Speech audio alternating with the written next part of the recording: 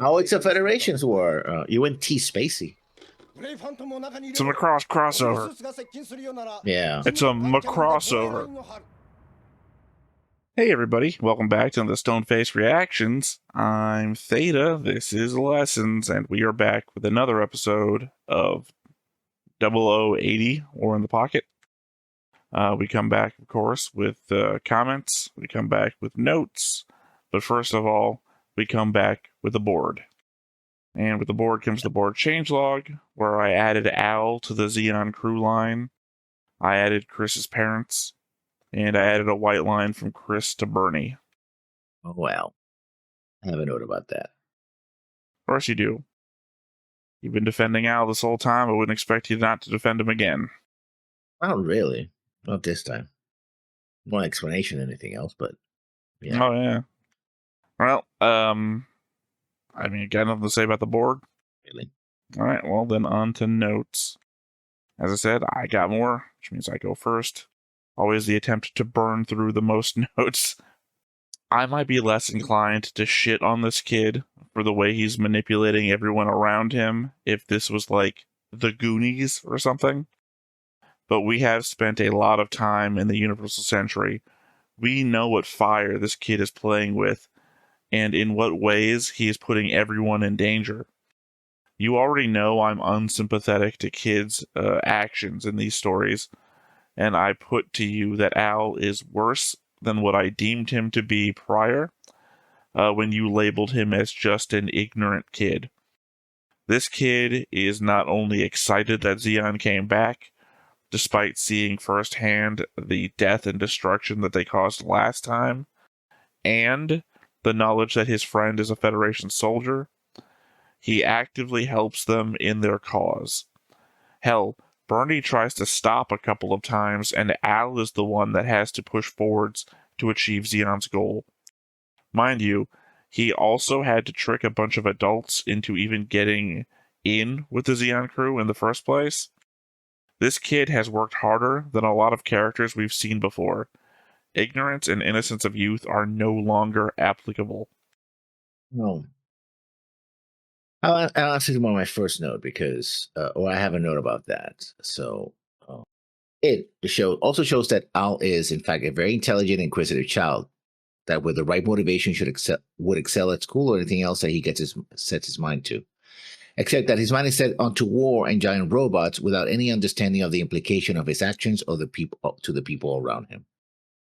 And also, again, I don't think he knows that Christina is a Federation soldier. I mean, she does say that. No, that's not true because he does say that she is a Federation soldier during the dinner with her parents. But she says, oh, I don't do any of the fighting stuff. I just, rear area character. But yes. So by this episode, he knows. But I argue still that he knew before, regardless of what he says this time. It's not like this kid hasn't lied before. All right, well, that was your note in response to mine, right? When I was watching the episode, I paused to take my first note right on the outside of the police station, so I had a lot of time to look at the cars outside. Beyond the fact that they have 6 wheels, for some reason it occurred to me that they looked a lot like the Gadget Mobile from Inspector Gadget. Granted that show came out 7 years before this one, the Gadget Mobile was actually based on the Lotus Esprit S2, which came out a few years before Inspector Gadget, and certainly with enough time to inspire car designs in the late 80s Gundam shows. Well, Lotus Esprit is a Italian car, that's why I say to inspire. Yeah, I know the Lotus company. Yeah, but I think it's more motivated, like I mentioned before in another note, the illustrations of 1970s and 80s, like characters like artists like McCall and Voss, because I've seen this type of car I very specifically did look up the designer of the car and if he had any influence over Gundam, or not influence, influenced Gundam in any way. There's like no notes about it at all. I've seen similar car designs. We see them a lot in Macross, SDF, the Super Dimension Fortress Macross, which are very similar, and also, especially with the 6 wheels, and the movie specifically. So I think it's more of this is the futuristic car as seen from the point of view of the 1980s, especially 1980s anime. I think the Gadgetmobile had a 6-wheel mode too. I know it didn't default in 6 wheels, but I think it had a 6-wheel mode. Yeah, so that style, yeah, probably the Lotus probably was an influential car. Lotus, the Ferraris of that era, especially I'm the GTs. not a car expert. I'm just saying that staring at those things at the outside of the police station, the police cars, I mean, looked exactly like the Gadgetmobile with an extra set of wheels to me. And it's like, if they're all inspired by the same car, then so be it. A lot of Nissan, not Nissan experimental cars or concept cars were very similar as well. Low to the ground, kind of like a very square but kind of pyramid shape, especially the very low slanted front, wide front. So yeah, I think it's more of the era itself that. I mean, I'm not saying that it wasn't influenced by the Lotus. It probably was an influential car conceptually, but it's relatively widespread if you watch a lot of anime of this era with a lot of cars and whatnot. So, which we literally sci-fi anime. So, I expect to see more of that in other series as well. Well, to my next note, which would be my first note. This whole series, series up to and including this episode, could be summarized. What if Al had stayed home and kept his mouth shut? All of Seeing's successes so far are down to Al's intervention. I have, a future note here. Was just thinking about this while writing. Well, this is going to be weird because I'm referencing a note that I haven't read yet. Was just thinking about this while writing my previous note. How very coincidental all of this has been. Al boasts to his schoolmates about seeing a thing that he's making up. A boast he never actually has to prove, despite going out of his way to make proof for. Then it just so happens that on the same day he has the camera out, as given how much of a mess his room was when he was searching for it, it's not something he normally has out. Bernie attacks a neutral colony and crash lands, and said kid is not only the first on the scene, but the only one on the scene, and just so happens to become attracted to the kid's recording device, and also just happens to find the perfect piece of recording to take back with him. It all feels just so odd to have perfectly aligned. Like one of those moments in a pitch meeting, if you ever watch those, where the writer guy would respond if asked, so the show can happen. Basically. Contrivance upon coincidence upon serendipity. Yeah, a lot of shit had to come together at the same time. But it's not simply, in my note, it's not simply the fact that that's how it happened. It also that Al could, and you said this as well, continued action, especially during the episode 3, just give even more credence, more help. Well, no, I mean, more everything. My note, in addition to yours, is that yours is what if Al had stayed home, and I'm pointing out that there's a train of events here that if any one of them had gone off, that most of this wouldn't have happened, right? Yeah. If Al had stayed home, obviously, but also if Al didn't bring his video device, if Al didn't boast to his friends, if Al didn't sneak into the docks, if Al didn't somehow run out of school and not get caught, if Bernie was just less interested in a kid's camera, like any number of things, this all falls apart. If any one thing, right? This isn't one of those, if Indiana Jones wasn't in the movie still would happen exactly the same way moments. Now, a short note, random side road bushes for the safe, I guess. In other words, had those bushes not been there, Al would have probably had at least broken legs. Yeah. I mean, we commented on it when it was happening, too. Yeah. I mean, I also have my next note is also very short. You guys are acting awful suspicious, like you're hiding something, the cop says to 4 guys, 3 of them with one hand behind their back, clearly holding something. Yeah. I was going to make an additional follow-up to this note about the other cop, who should be like nearest the door watching, so when these guys turn to face him, everything behind their backs gets exposed. No, that guy's just outside the whole time. Like, not even clear sight to his cohort. He's no backup I mean, at all. these cops are shown to be lazy ass motherfuckers from the moment that Al comes in saying, "Oh," and he's like, he's talking to a secretary or something. It's like, go away, kid. You know. Well, no, I don't. We were joking at the time that he's talking to the secretary. I think when you watch him, he's just like, oh god, this fucking kid, and he's just there in front of the secretary because, like, obviously what has happened is Al's come in. I need to talk to somebody. Cop comes out to the front desk to talk to Al, and this is just where the conversation's happening because you can see around them. There's a guy in the back who's handling some clearly dazed fuck guy in the back, and there's other guys waiting in the waiting room. Like, these guys are busy, and not for nothing. You know, the moment they say, "Oh, kid abuse," they go right out. But it's just on the scene. You don't let your other guy wander into a building on his own without, like, having some watch. The other guy just leaning on the car, not even a line of sight to the open door. So that's why I Yeah. didn't include that line about when the other guys turn to face him with their weapons behind their back. The guy outside should be able to see it. No, he's not even paying attention. My next note that the mom says she's going to a meeting of the Women's Association, but I think she's just going out for a date.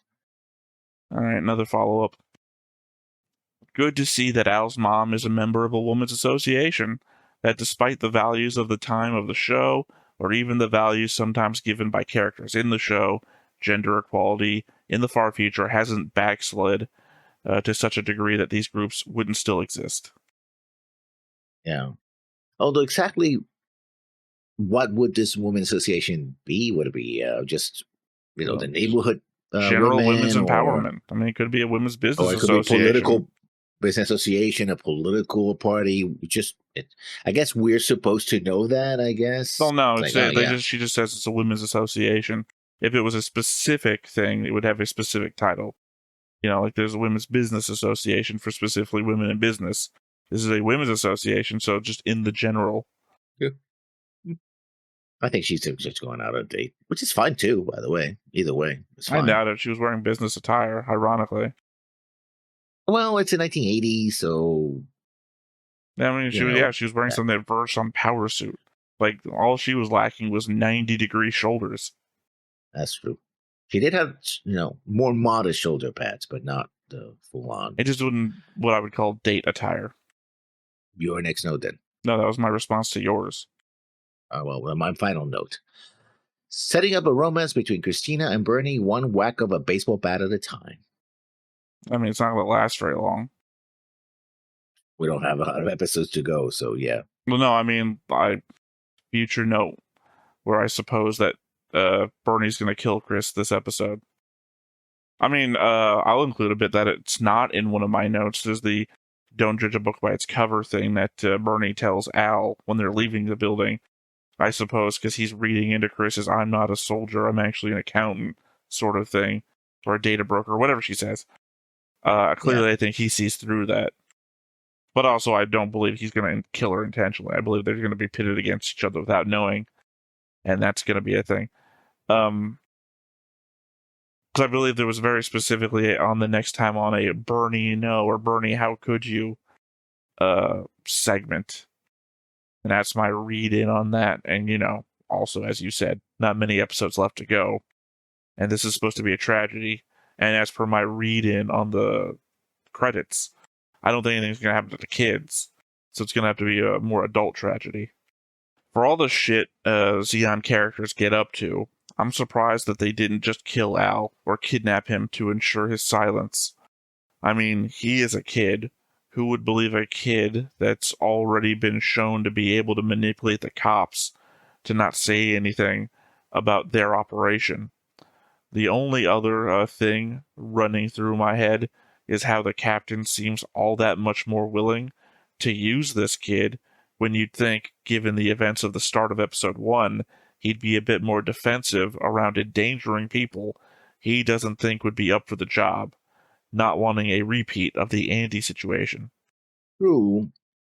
But we also seen that this guy, at least his position, to be pretty smart as well. So it's like, yeah, this kid is willing to help us. He's giving us valuable information. As long as he doesn't get in the way, I suppose it's fine. More on tenderhooks. I feel that he's in tenderhooks. Like, okay, what do I do? Do I stuff him in the closet? Do I, like one of the other guys want to just stab him? We got to kill this kid. Like, hey kid, what do you got? Damn, it's actually useful. Thanks. Well, I mean, as per my Okay. episode 1 read of trying to figure out why was he shouting Andy's name, like, is this his first death of a teammate? Is it, like, I don't know, is it an insight into his character? And then he's just like, oh, cool, a kid, let's throw him into danger.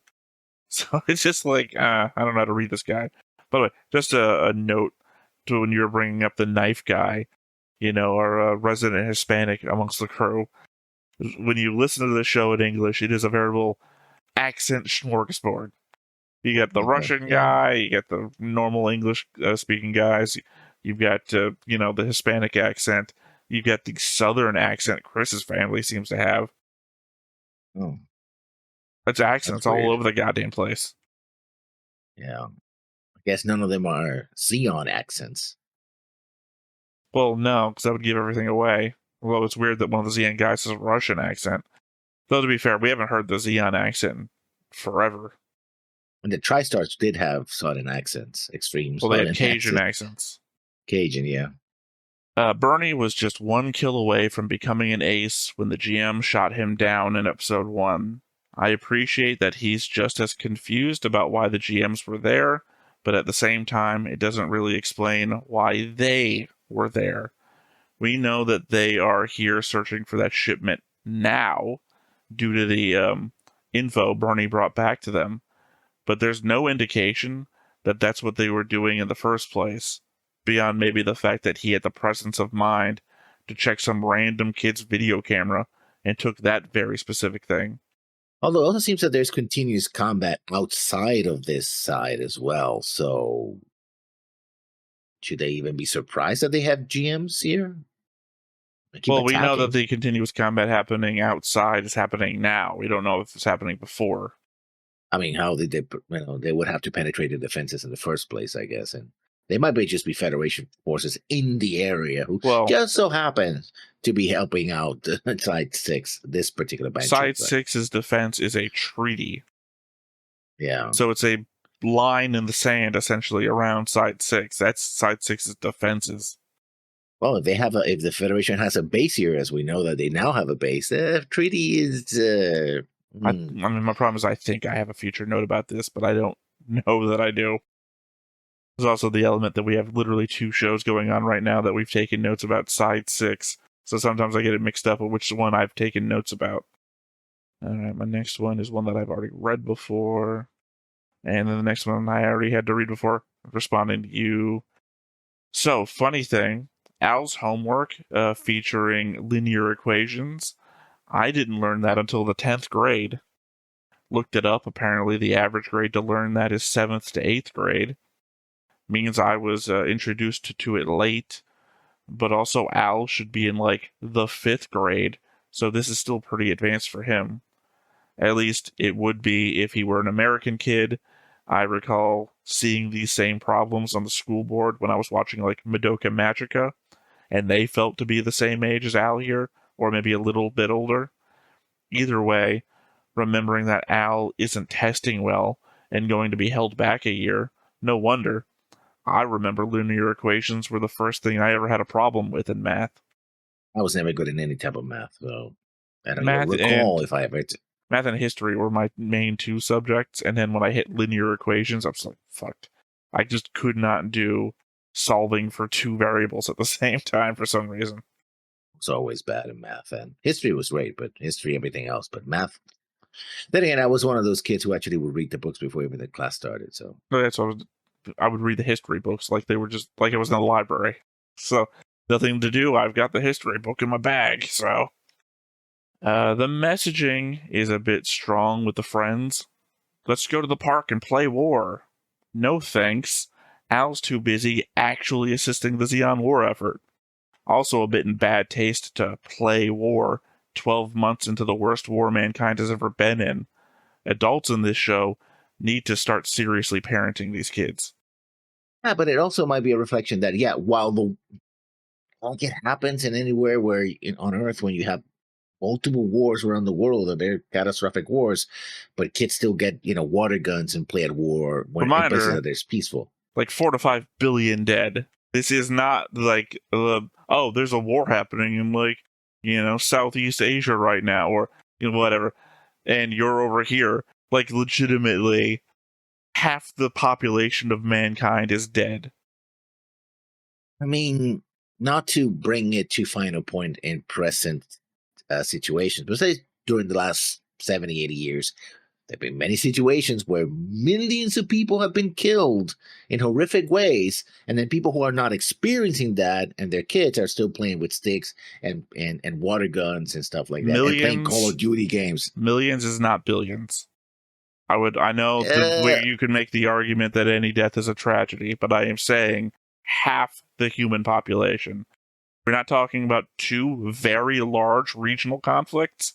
We're talking the world and the space around it. We're talking nobody doesn't know. There's nobody who's untouched by this. We've already covered the fact that these kids have to eat shit meals at school every day because the supplies are running out. Like, they are cognizant of the war. Yeah, but I think not in the same way as someone who's closer to the source. And more than that, I'm not focusing on the kids. Remember, my note was the parents need to start parenting these kids. Yeah, well, that's true all the way around. Your uncle died in that goddamn Order of the Sea on that fucks. How dare you dress up this way? And right, there should be random angry people wandering by. Like, what the fuck are those kids doing? That I think is more plausible, yeah, especially with a recent attack as well. Yeah, which is one of my evidences that Al's a bad person. He got up on a car and saw everything, and then 2 episodes later, yay, they're back. Well, they name dropped the White Base.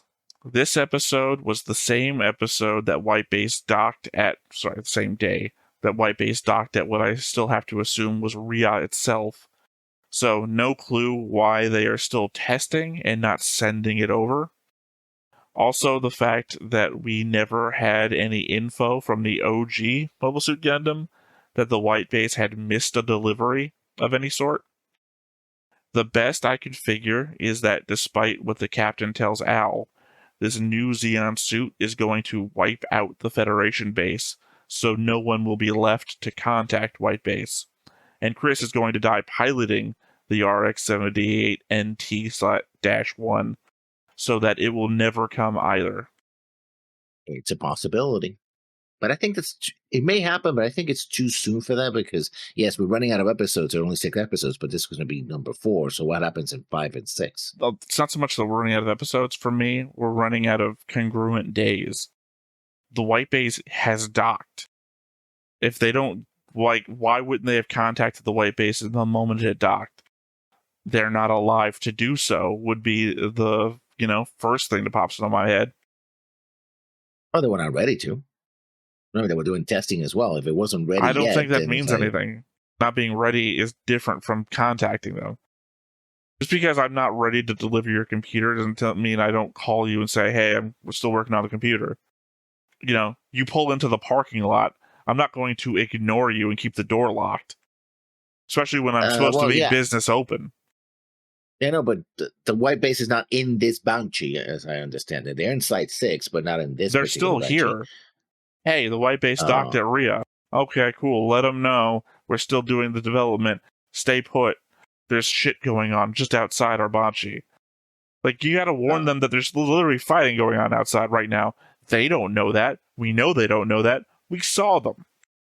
At no point did Bright say, oh shit, there's fighting going just one Banshee over.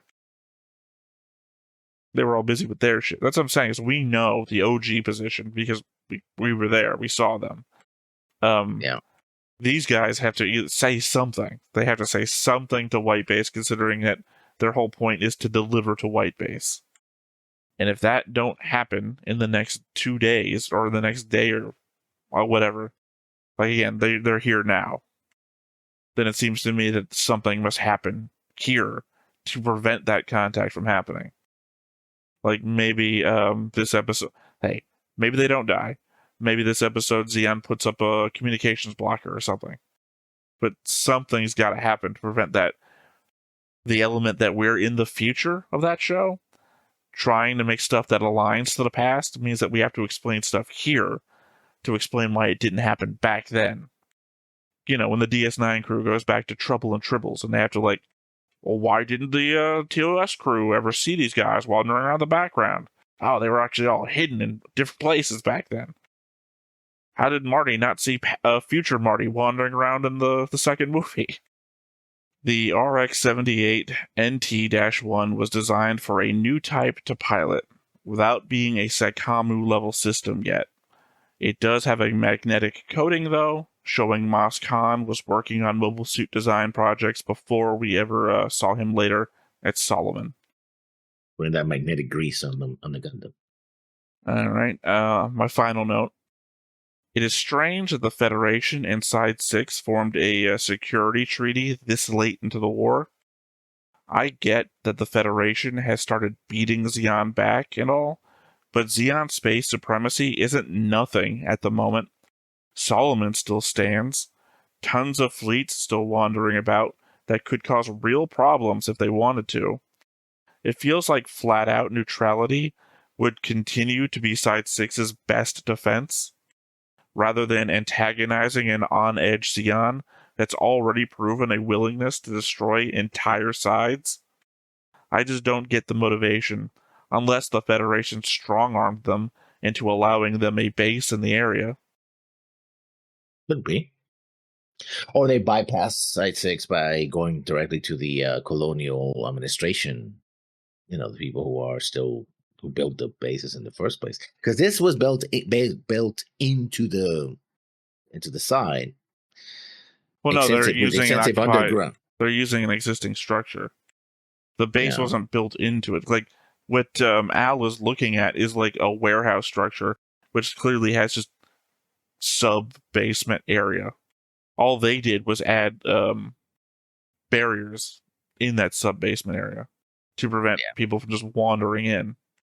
Which wouldn't be out of place if you just want to say, "Oh, we want to keep burglars from coming into the warehouse and taking our stuff." So I'm responding to your comment that the Federation may have built something into the side from the colony, whatever it was called. I know I actually still have it on my board somewhere because I didn't delete my notes about further notes about the Universal Century section that I had done before, where I noted who built the colonies. But no, I just think that that's what they call that area, because it seems to me that that company wouldn't be responsible for anything but building new sides. It doesn't administrate the sides. The sides have their own administration. Yeah. What's your next note? I literally told you that was my final note. And we're done with notes in. On to comments. Oh, which we actually only have one. And I guess I'll note from the beginning that I'm only really reading out the first bit of this comment, as I thought the second two leaned a little bit into stuff that we haven't yet encountered. So to avoid spoilers, I'm not reading it out loud, but of course I do typically include the entire note in the visual down below, so read what you will, dear viewer. But Blue Comet from the Patreon, and at the end of the rainbow, episode name of course, space colonies located inside 6 include Rebo, Balder Bay, Francesca, Ontario, Ukraine, Kamigasa, Palda, Morodagan,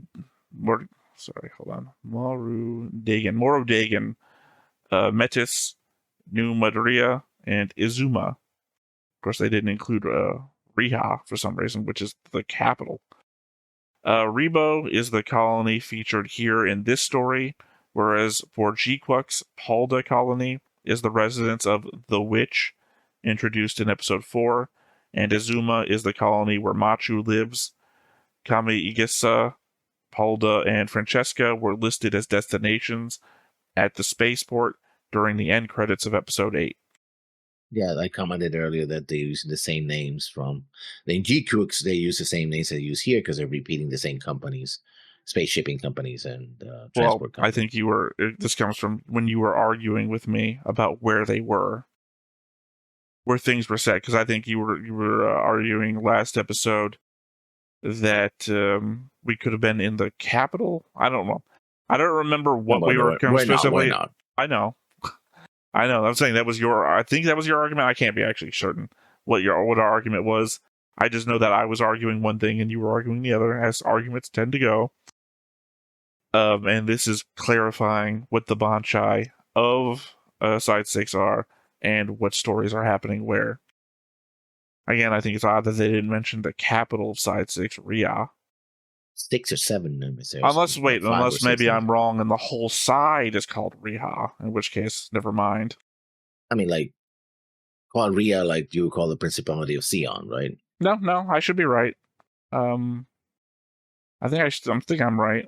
Well, because I have listed Side 3 as Munzo, and that is the capital of Side 3, if I'm not mistaken.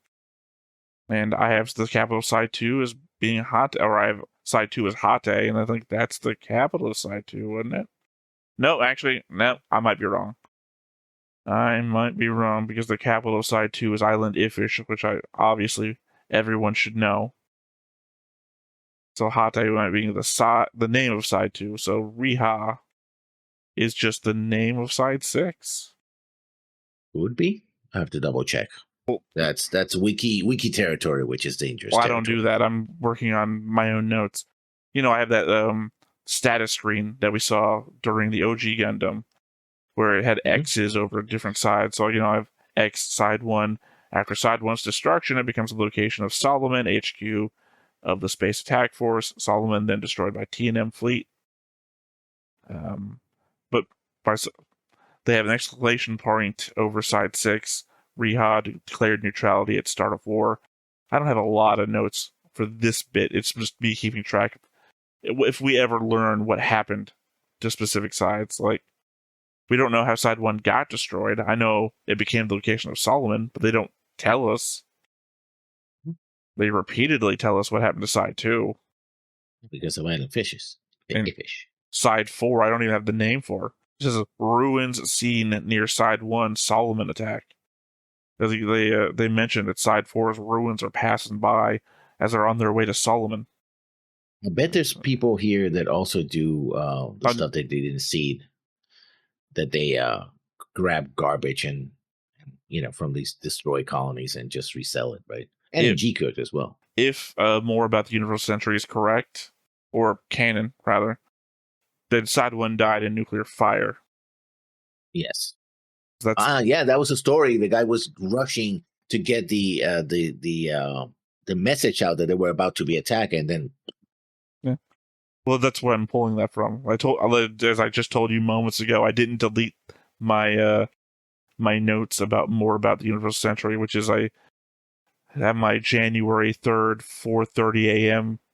timeline of events about Colony 13 of Side 1 with Rosenberg. If you don't want to know the Sions were bastards, that's another reason to mark them as bastards. Is it? Nuking 20, closer to up to 20 or 30 million people. Yeah, that puts them in the bastard category. I don't know. I guess maybe I just feel less inclined to call people bastards at the end of the war, where everyone's turned out to be guilty of something. You remember when you remember when the Earth Federation was shooting innocent civilians in the street before the war started?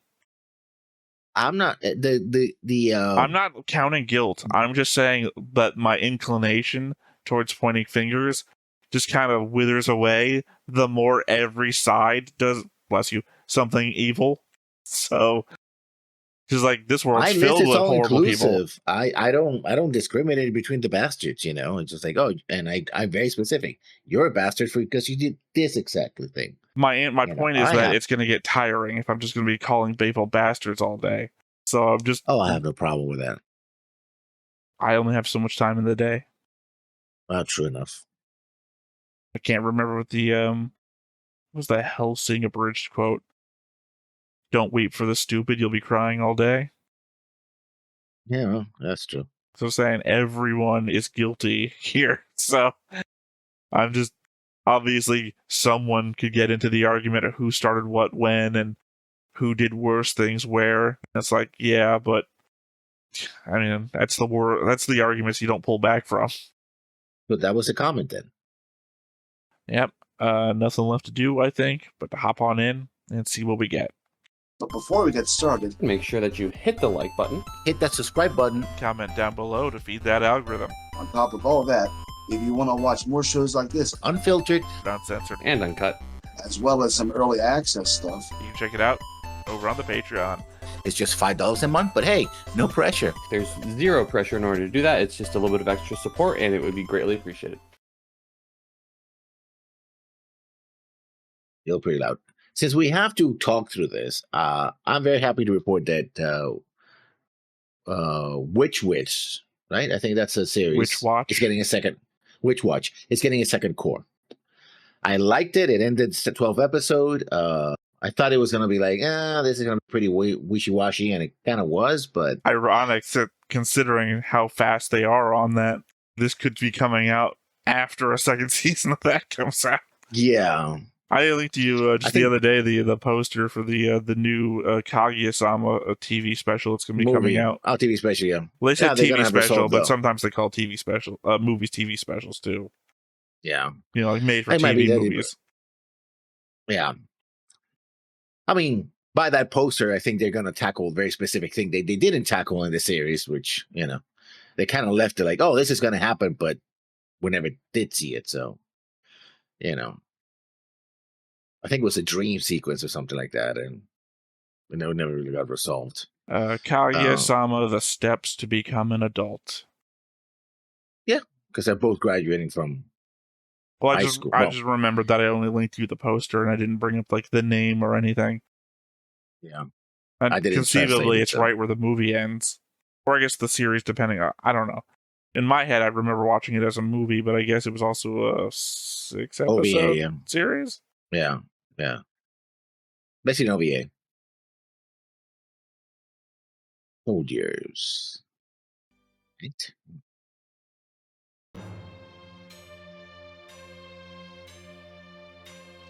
Oh yeah, he was about to get caught. Cliffhanger.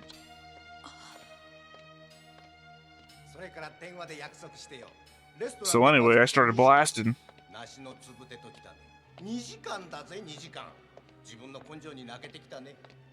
Was there a room behind the vending machines?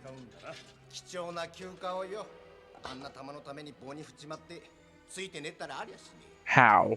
Oh. He could barely reach up to the window. How did he scramble up there in that short amount of time without them noticing? Yeah, that's the part that.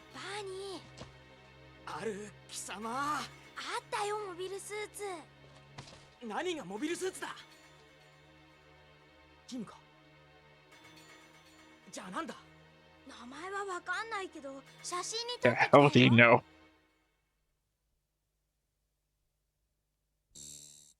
Oh yeah, this is very fairy tale. Talking about the 3D revelation. Libot Colony. So that's the name of it. ABC. Yes. Angria is the name of the. Completely unenforceable, though.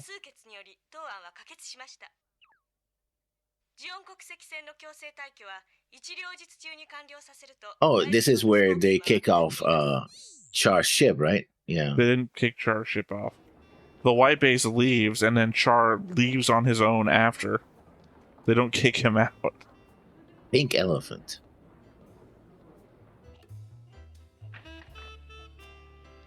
I would have thought strip club. Yeah, I think it was just yeah, pink elephant is like what you see when you get drunk, basically. A women's only strip club. Trying to apply the men's strip. I couldn't think of how to phrase that.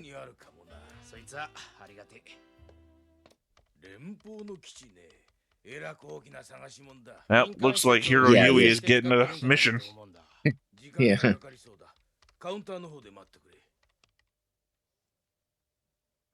Yeah, this looks like literally a debugging file. I mean, it said debug. Yeah, but it could be C or C plus, I think. That's not basic, that's for sure. This place is laid out poorly. The dartboard is right in line with all the chairs. You're gonna be thrown over everyone's heads. 大丈夫だって。お前楽天的だな。楽天的って？失敗した時のこと考えないのか？考えない。ほら。 Oh, it also does. I told you they instant were photos wealthy. as well.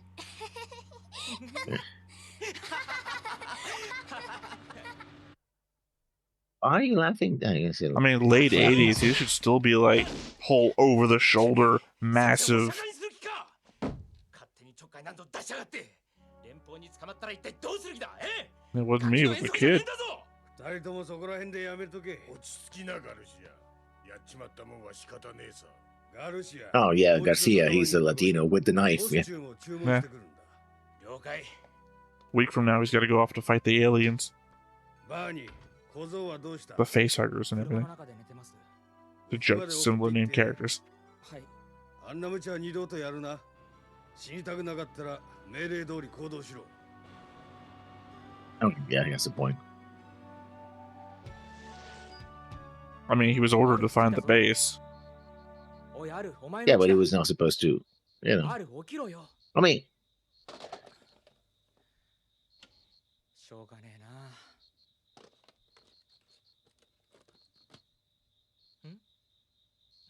似てら？ Palstia. Oh, that one's You not might a want to good one. destroy those. Yeah. 下手くそ。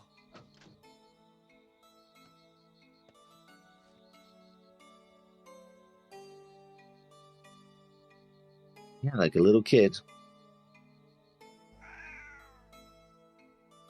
Yeah, a kitty. クリス、お客さん。私が出るからママは寝 She's てて。 either wearing a C on her shirt because her name is Chris, or she went to Caltech. Oh yeah. Well, it has that look of like 60s to 70s You know, college sweater. Yeah, varsity shirt. Yeah. 行きましょう。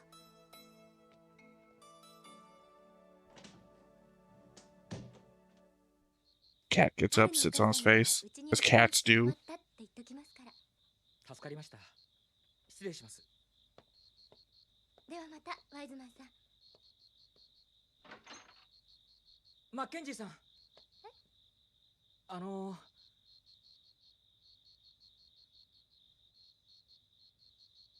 次からは Yeah, ワイズマンじゃなくてバーニーでいいです。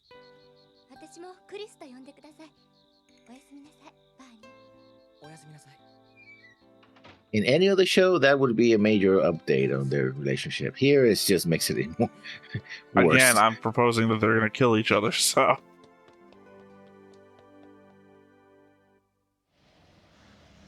I mean, at least she wasn't like wearing the green face stuff. Like, hold the face mask over her eyes. Oh, it's Christmas time, so it's December. That's why I said Solomon is still around. Hardware and tool, not tools. Just a single tool.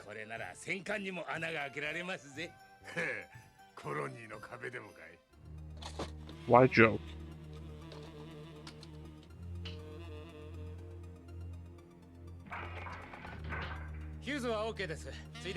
I guess because we have dynamite, yeah, I guess. ご苦労さん。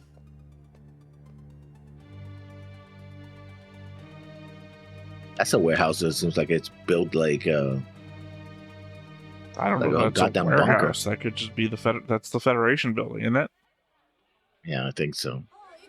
So where do these guys get the authorization to do the repair work? ある、何書いてんだ？モビルスーツ。 Hitting the back bullying someone else. 連邦軍のか？ジオン軍。 Clearly not, yeah. 敵のモビルスーツ書いてどうすんだよ。敵ってどういう意味だよ。ニュース見てねえのかお前。ニュースなんか知るかよ。 Also, we're neutral. What's an enemy to us? こいつさ、ジオンが敵だなんて言ってんだぜ。その通りじゃねえか。どこがおかしいんだよ。テルコット。 Wait, you never thought it was weird that we were constantly talking about the Federation stuff all the time? ママが言ってた。ママが言ったら正しいのか？だってさ、大人が。ジオンの方がかっこいい。ザクは強いけど。 Yeah, that's true. I'll give him that. 弱くて最低じゃないか。Zakers are cool. GM suck. なんだガンダムって連邦最強 What's a の paladin? 知らないのか？俺聞いたことあるぜ。ザクを100機以上やっつけたんだよな。へえ。嘘に決まってら。本当だよ。お前遅れてるぜ。ほんとジオンなんてカスだよな。カスはカスを好きになるんだって。ママが言ってたか？ある、突っ張らかんなよ。最近変なんだよこいつ。付き合い悪いしさ。あんたたち席に着きなさいよ。もう授業始まってるのよ。いい加減にしたら？そうか、お前らできてたのか。知らに行 I mean, they got that look to them. まあ二人で仲良くやんな。 I mean, they would in another story, you know, in a year or two when they ってんのよ。来たわよ。はい、みんな静かにして。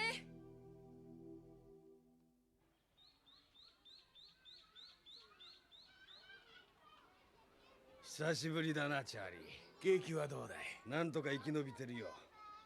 で話ってのは？お前たちはおとりだ。G の所在を確かめるための。やはりな。気づいてたのか。 50 It doesn't sound like decoys. It sounds like your search team. 脱出用の船は自前で見つけるときた。気づかん方がおかしいさ。指揮官連中は別の手を打ってるんだろ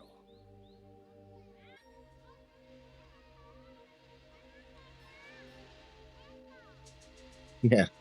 I remember I used to go to a park where they had like, you know, you could rent remote control boats like that. Never seen one in real life.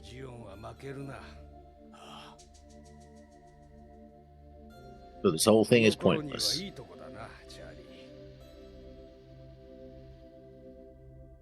One you're about to ruin. Oh, I was waiting for the mafia line. Be ashamed if something happened to it. Happened to it, yeah. お前よく知ってんな。バーニーあいつに勝てる？ Nope. 楽勝さ。楽勝？ Oh, of course he's gonna break. ま、五分五分だろうな。 I mean, to be fair, he's gonna go up against a much weaker Gundam if he does. It's gonna be the one Chris pilots. A non-new type. 俺のこと何か喋ってなかった？何も喋ってないよ。あ、そう。いや、あの子連邦の軍人だろ？きっかけがあったら役に立つ情報が手に入れられるなと思ってさ。僕がやってみるよ。それもいいかもな。You gotta figure, these people are in the best position to desert. Yeah. We're gonna lose this war. I think I'm just gonna become a side-stick citizen. Just wander off and wait for the war to be over.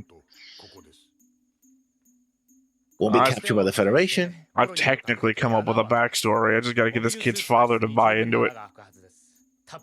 Maybe I did sleep with a woman. How old are you? 17 years ago. 陽動っていうよりおとりみたいなもんですか？繁華街を通るんだ。向こうからは攻撃しては来ねえよ。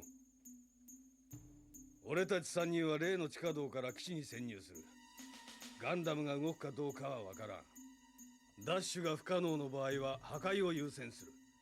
作戦の成否に関わらず連邦 Oh, I get it. Most of them are gonna die in this. Bernie's gonna come back and get into the big old blue suit that they brought.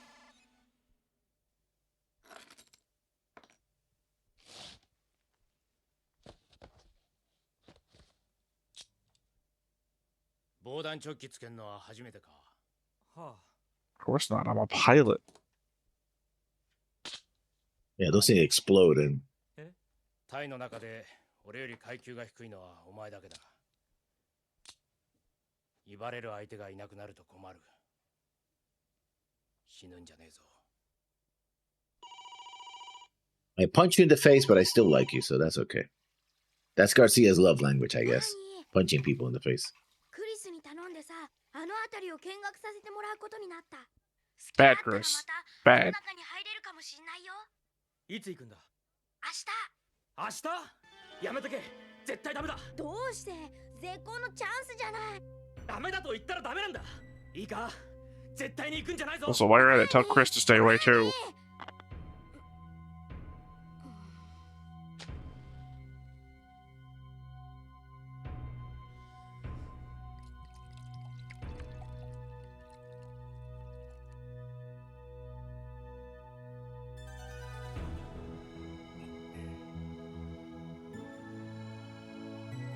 We indulge before we might possibly die. Literally, those who are about to die. And he's finally is actually smoking. Mind you, he threw out an entire cigarette that was still there, so... Yeah, well, he's got plenty. Apparently an infinite supply. We saw the other guy keeps the container that we saw filling hanging from inside his suit. Yeah, but that's somebody... Clearly that was drawn by somebody who who's never a smoker. I mean, I don't really care. I assume the thing that you would expect him to do is take a... burn it all out and just flick. リックルムンバ博士ね。聞いてますよ。4階の2号研究室でお待ちです。ありがとう。中走っちゃダメよ。UN Medical Center. 関係者用なんだ。見学者はあっちのエレベーター使ってね。この施設が軍事研究に協力しているという噂もあります。私たちが不安視しているのは無責任な噂だね。事実無根だよ。Oh, that's a big ass. So I'm just realizing now I'm gonna have to add this guy to the board, and it's gonna say Professor Dick. This is his name. トースターと大砲にも共通する技術はあるよ。しかし、今日はこれまでにしてくれ。次のインタビュアーがおいでだ。Okay, that's weird. アルフレッド君だね。私がディックだ。話はクリスから聞いてるよ。おたくら新入りかい？いや、1週間前に着いたばかりでね。あんたは？俺も着任したばかりだ。おたく I got messy real quick. どこの出身だ？オーストラリアあたりの出が？そう、シドニー生まれのシドニー育ちなんだ。This is my final warning. いいところかい？最高だね。 I guess it was a learning computer. I mean, I guess it would be covered in all snow because, well, nuclear winter. Federation guys really need to learn the Xeon accent, I guess. Yeah.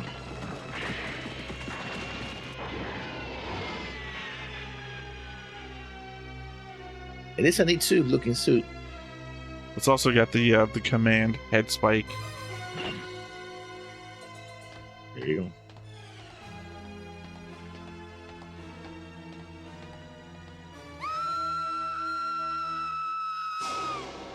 You could have just told us we're right here. しかし、我が軍の兵装は主に対人対地兵器を主力としており、モビルスーツ用では連邦はあくまでもリーア軍の支援の形をとる。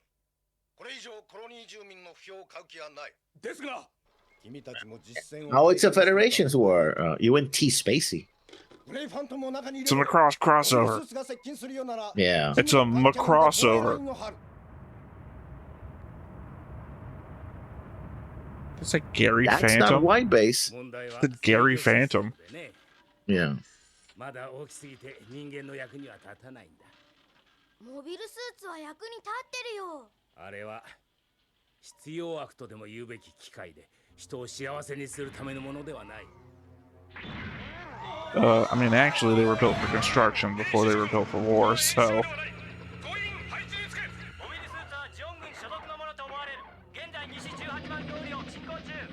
Yeah, I don't think your little power armor is gonna do much. もちろん動かせる状態にありますが、全く応答しません。進路変更なし。いずれ住宅街を通る。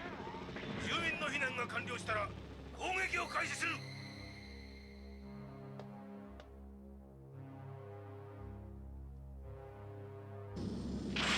モビルスーツ高速移動中。住宅街へ向かっています。街は雪で真っ白だろうな。おい、シドニー生まれ。オーストラリアは今は夏だぞ。Oh, you got me.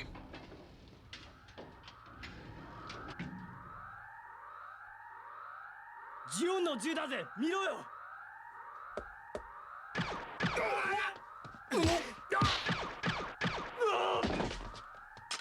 何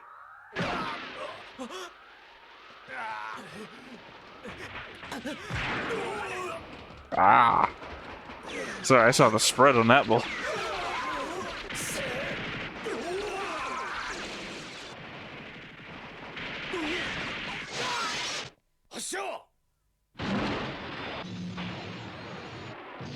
Man, that's a real unlucky shot.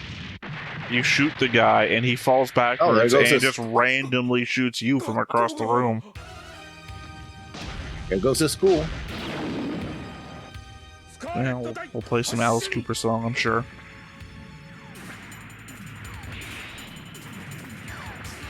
Here comes the GMs.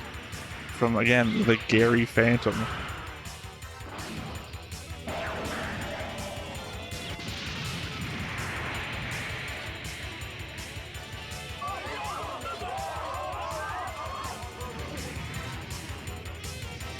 There goes the mom and kid. Oh, yes, so... I mean, that's the implication, right? Yeah, but it didn't seem like the explosion was there. She just...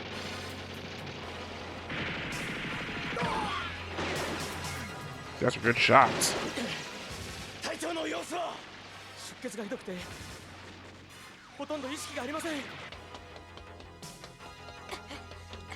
I mean, this is what I called happening.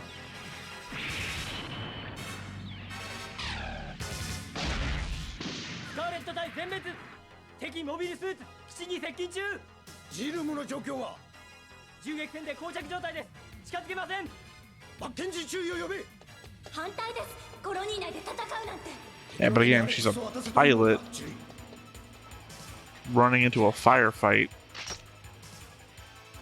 バニーもうダッシュは不可能だお前は隊長を連れてここから脱出しろ Perfect. Just in time for Mackenzie not to see you. たどり着くまで援護を頼むぞ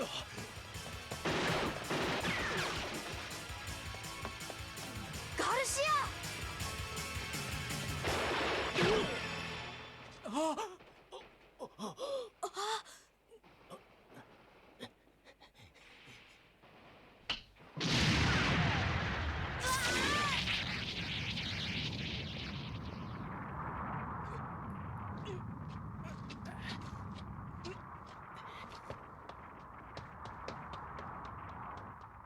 注意まだ危険です Yeah, I mean, it's not a good call.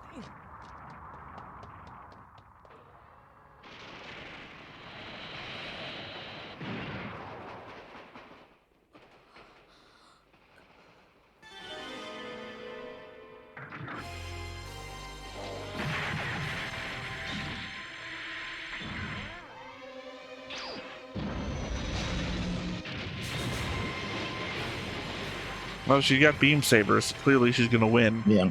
It's like Gundam with beam sabers.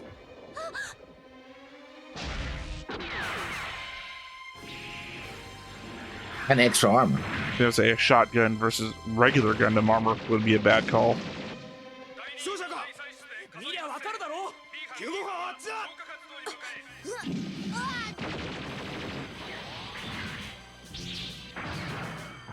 さあ来い戦い方を教えてやる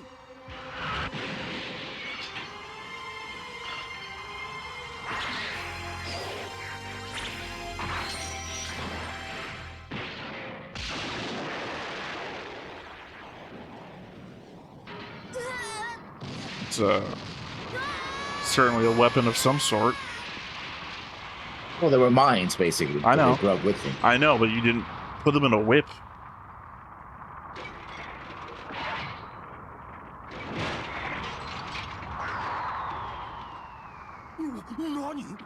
It's a Gundam!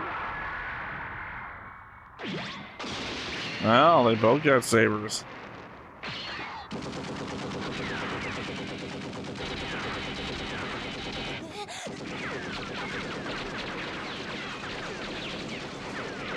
Yeah, he is pretty much dead. That's the implication. I don't know. The show doesn't pull back and showing us the blood and guts and shit. I would have suspected he was dead if I had seen his little canister, like, get punctured by a bullet. 核兵器に穴が開いた模様気圧が急激に低下していますアレックスはどうした 霧が発生してますよく見えません Oh, never mind. Exactly what I asked for.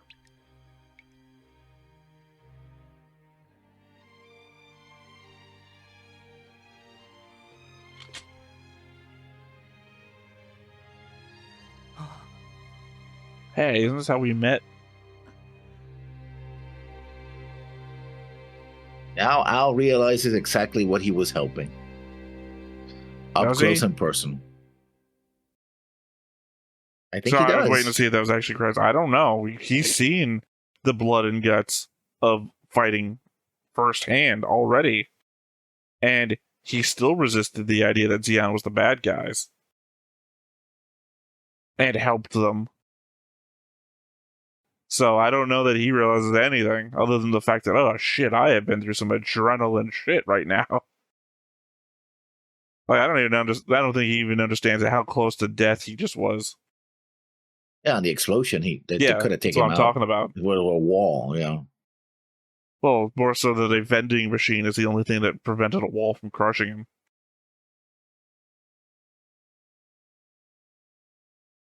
Well, I mean, I was half right.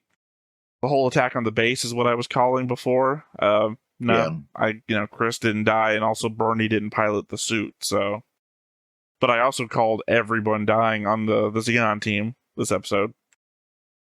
True. I mean, it was a suicide mission, and during the timing, it's like, yeah, we're losing the war. This whole affair kind of reminds me of the attack to trying to capture the GMs, right, or the gyms, and Requiem for Vengeance. Like, why are you trying to do that now when you're moments away from leaving the planet, right? Well, I mean, I was going to say it wasn't supposed to be a suicide attack, so it turned into a suicide attack. No, this one wasn't. They were supposed to try and capture it, and if they couldn't capture it, destroy it. It became a suicide attack due to the failures. No, but remember that they were talking on the bench. Never exactly sure when this thing ended. I thought it was going to end the moment we were there. Mm-hmm. Yeah. Anyway, continue it after. Next episode.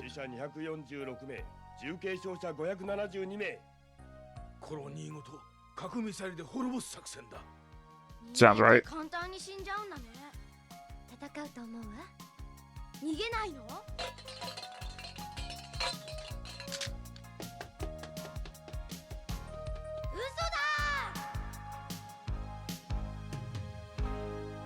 Yeah, they remember the school got hit as well. Like, oh, that's school. Anyway, continue. Like what was I saying? No, because remember there was a conversation in the bench, and he's like, "Yeah, you're a decoy. You guys are just here sacrificial lambs, right? And he said, yeah, I realized it when they gave me a green pilot for my new guy, right? That guy was saying you guys are decoys to find the suit, and that's why I said, oh, that makes you more of a search team. Do you remember back at the base, he said, don't die. You're the only guy underneath me. It was never a suicide mission. You would say don't die if you were all planning to go in and die. Their plan was to get in there, steal the Gundam, failing that, destroy it, and then find their own way out. That's also something that he said to that guy on the bench. We have to find our own way out. What do you think about that? That's not me asking you. That's him talking to the other guy. No, I think that's adding to the fact that it might not be their plan to commit suicide. They're planning to win and succeed, but their superiors clearly thought so little of them. They're like, yeah, this plan is so bare thing. Then we don't expect them to survive this, right? It's still not a suicide mission. And also they basically told us, like, we're losing. We're gonna lose this war, right? Whatever you're doing, it's not gonna matter. Yeah, that's a conversation between themselves. That's not what our government stance is. That's not what our military stance is. We're losing. Obviously, Giran doesn't think we're losing. Giran, right it to the bullet passed through his brain, thought, we can win this. So yeah. So I'm just saying, I disagree that this was a suicide attack. It was not a suicide attack, because they weren't planning to go in and die. It was a very low chance of success mission. Let's put it that way. I don't know if it was that either. They did a lot of planning and a lot of setup. It just went crazy. The odds were still stacked against them. I don't know. It just took one guy either.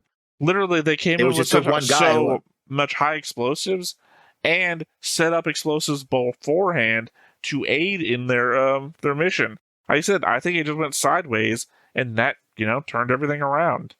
The one guy who was like, wait a minute, Australia is in the summer right now. Oops.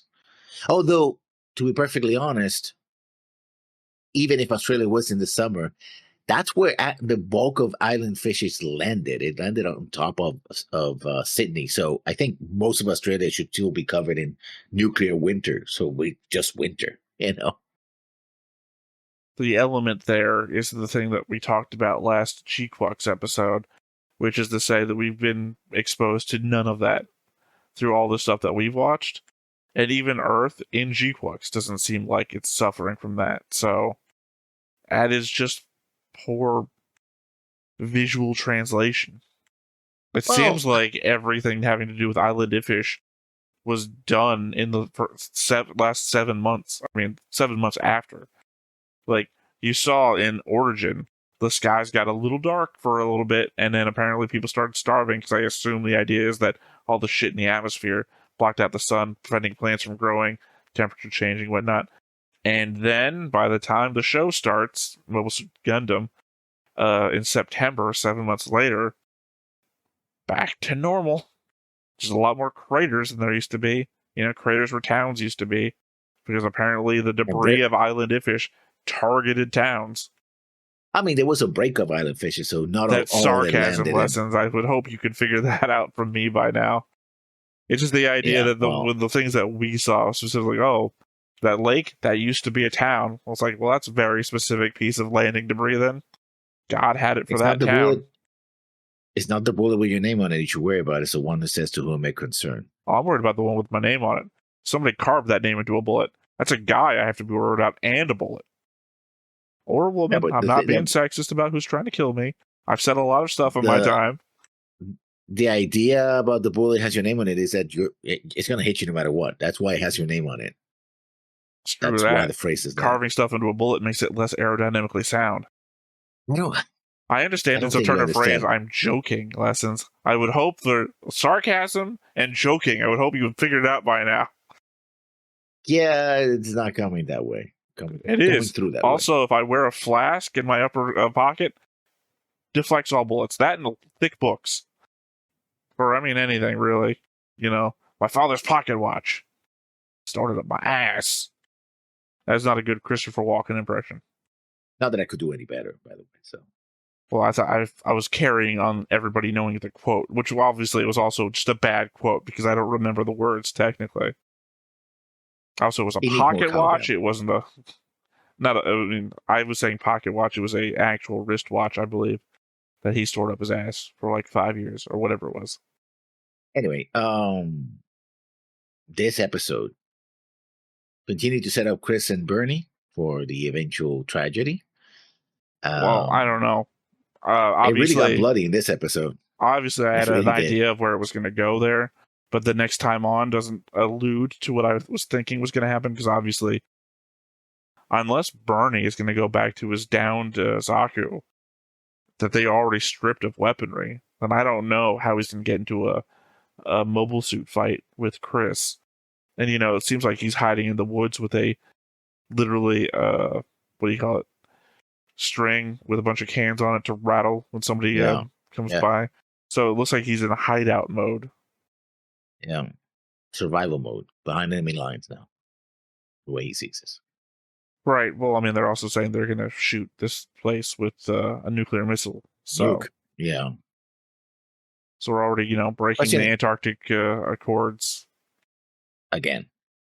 Well, yeah, but I mean, this is going to be the first time since McQueeve in Odessa that we've seen a nuke attempted to be used. Well, it was used, it just didn't go off. Well, I mean, it depends if you're counting Doan's Island or Mobile Suit Gundam appearance, because, you know, one's a MIRV and this one, McQueeve's, I guess, may have been a MIRV, but it seemed to be implied that it was just one solid old school ICBM.